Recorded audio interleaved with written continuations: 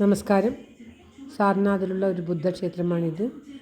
അതിമനോഹരമായി നിലനിർത്തിയിരിക്കുന്ന ക്ഷേത്രത്തിൽ അശോകസ്തംഭമുണ്ട്. ബുദ്ധൻ്റെ വലിയൊരു വിഗ്രഹമുണ്ട്.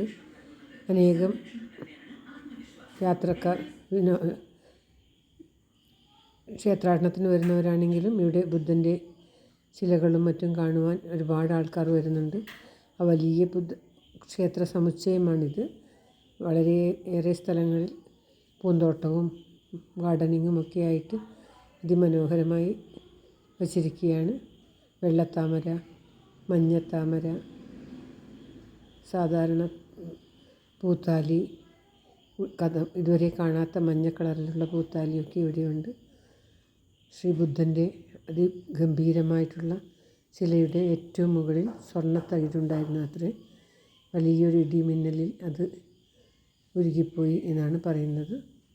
അനേകം ടൂറിസ്റ്റുകൾ ഇവിടെ വരുന്നുണ്ട്. ഞങ്ങൾ പോയപ്പോൾ കേരളത്തിൽ നിന്നും തന്നെയുള്ള ഒരു വലിയ ഗ്രൂപ്പ് ഇവിടെ വന്നിട്ടുണ്ടായിരുന്നു. പ്രാർത്ഥനാ മന്ദിരവുമുണ്ട്. എല്ലാം വളരെ ശുദ്ധമായിട്ട് നീറ്റായിട്ട് വച്ചിരിക്കുകയാണ്. ടൗണിൻ്റെ നടുവിൽ, സാർനാഥ് ടൗണിൻ്റെ നടുവിൽ തന്നെയാണുള്ളത്. ഇവിടെ അനേകം ബുദ്ധ ജൈന കേന്ദ്രങ്ങളുണ്ട്. ധ്യാനം ചെയ്യുവാനുള്ള ക്ഷേത്രമാണിത്.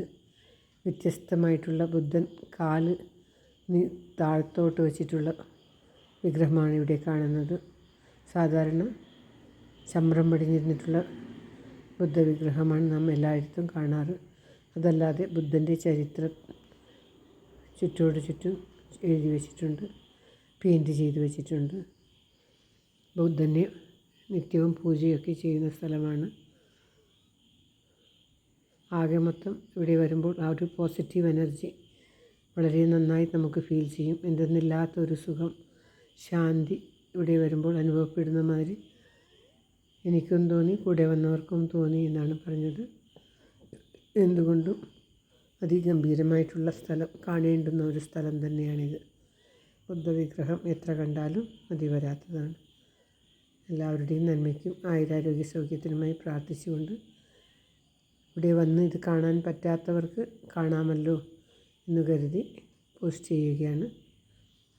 വീഡിയോ എടുക്കുന്നതൊന്നും അത്ര കൃത്യനിഷ്ഠതയോടെയല്ല, ക്ഷമിക്കുമെന്ന് കരുതുന്നു.